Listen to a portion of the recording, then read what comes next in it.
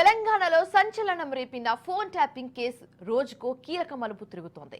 తాజాగా నల్గొండ జిల్లాలో ముగ్గురు బీఆర్ఎస్ నేతలకు నోటీసులు జారీ అయ్యాయి. చిరుమర్తి లింగయ్య, బొల్లం మల్లయ్య, పైల శేఖర్ రెడ్డికి నోటీసులు అందజేశారు. ఈ కేసులో ఇవాళ విచారణకు హాజరు కానున్నారు. త్వరలో మరికొంతమంది రాజకీయ నేతలకు నోటీసులు ఇవ్వనున్నట్లుగా తెలుస్తోంది.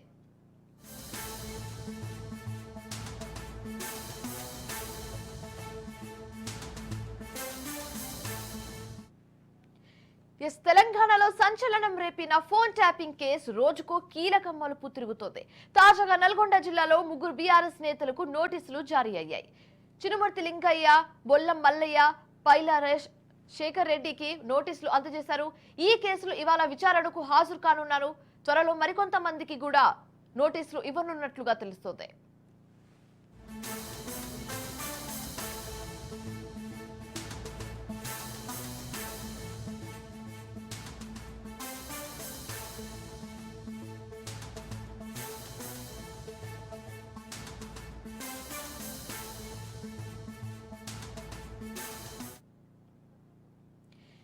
తెలంగాణలో ఫోన్ ట్యాపింగ్ కేసు ఇప్పుడు హాట్ టాపిక్ గా మారింది. ఇదే అంశానికి సంబంధించి తాజా సమాచారం అందించడానికి మా ప్రతినిధి తేజ ఫోన్ ఇన్ ద్వారా సిద్ధంగా ఉన్నారు. తేజ, చెప్పండి, అసలు ఈ ఫోన్ ట్యాపింగ్ కేసు అనేది రోజుకో మలుపు తిరుగుతుంది. ఎక్స్ ఎమ్మెల్యేస్ కి నోటీసులు జారీ చేయడం జరిగింది. మీ వద్ద ఉన్న పూర్తి డీటెయిల్స్ ఏ విధంగా ఉన్నాయి?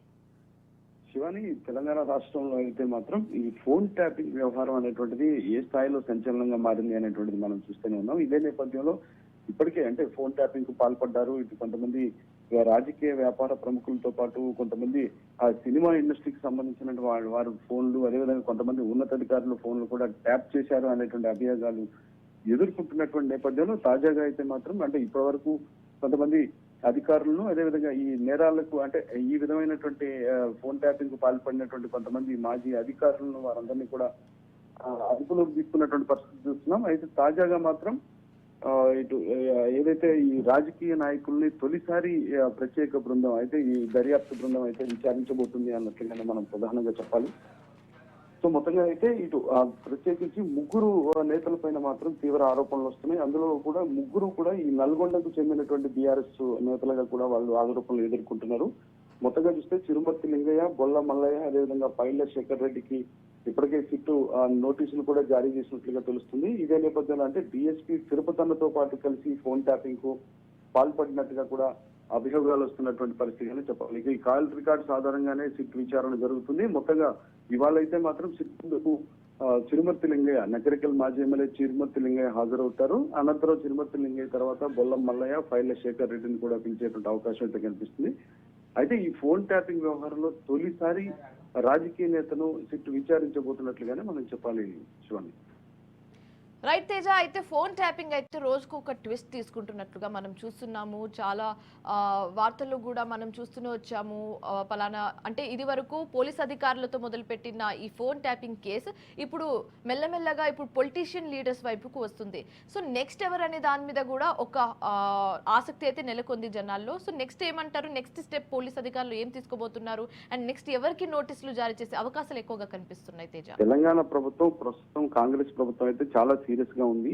అంటే జరిగినటువంటి ఈ ఫోన్ ట్యాపింగ్ వ్యవహారం అనేటువంటిది ఖచ్చితంగా దీన్ని చాలా సీరియస్ గా తీసుకోవడంతో పాటు ఎవరైతే ఈ దీనికి పాల్పడినటువంటి ఈ ఫోన్ ట్యాపింగ్ పాల్పడినటువంటి అధికారులు ఎవరైతే ఉన్నారో వారందరినీ కూడా ఖచ్చితంగా కటకటాలు వెనక్కు పంపించాలనేటువంటి ఆ ధ్యేయంతోనే మాత్రం ఇటు కాంగ్రెస్ ప్రభుత్వం అయితే ముందుకు వెళ్తున్నటువంటి పరిస్థితి. అయితే మొత్తం ఇప్పటి వరకు అధికారులను విచారించినటువంటి సిట్ అయితే మాత్రం తొలిసారిగా రాజకీయ నాయకుల్ని విచారిస్తుంది. ఇప్పటికే మనం చూసాము. ఎందుకంటే మహబూబ్ నగర్ కి సంబంధించినటువంటి ఇద్దరు ఎమ్మెల్యేలు, అదేవిధంగా నల్గొండకు సంబంధించినటువంటి ఇద్దరు ఎమ్మెల్యేలకు కూడా ఇప్పటికే నోటీసులు కూడా ఇచ్చినటువంటి పరిస్థితి. ఇద్దరు మాజీ మంత్రులకు కూడా అంటే కేసీఆర్ కు అత్యంత సన్నిహితంగా ఉన్నటువంటి ఇద్దరు మంత్రులు కూడా అంటే నల్గొండకు సంబంధించినటువంటి ఒక మాజీ మంత్రి, అదేవిధంగా వరంగల్ కి సంబంధించినటువంటి ఒక మాజీ మంత్రి కూడా ఇప్పటికే నోటీసులు కూడా ఇచ్చినట్లుగా కూడా తెలుస్తుంది. అయితే తాజాగా నల్గొండ జిల్లాకు సంబంధించి మాజీ ఎమ్మెల్యేగా ఉన్నటువంటి చిరుమర్తి లింగయ్య, అనంతరం బొల్ల మల్లయ్యకు, అదేవిధంగా పైల శేఖర్ రెడ్డి కూడా నోటీసులు ఇచ్చినటువంటి నేపథ్యంలో వారంతా కూడా ఒక్కొక్కరిగా మాత్రం ఇక రాజకీయ నాయకులు ఎవరైతే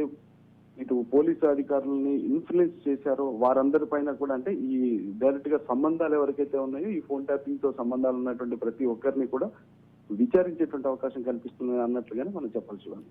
రైట్. అయితే తేజ, ఇప్పుడు కాంగ్రెస్ నుంచి లేకపోతే బీఆర్ఎస్ నుంచి ఏ పార్టీ నుంచి అయినా దీనికి సంబంధించి ఏమైనా చెప్పడం జరిగిందా? అసలు కేటీఆర్ మొన్న ఢిల్లీకి వెళ్ళడం వల్లనే ఈ ఫోన్ ట్యాపింగ్ కేసు అనేది స్పీడప్ చేశారనేది చెప్పొచ్చా? ఏమంటారు పొలిటికల్ గా?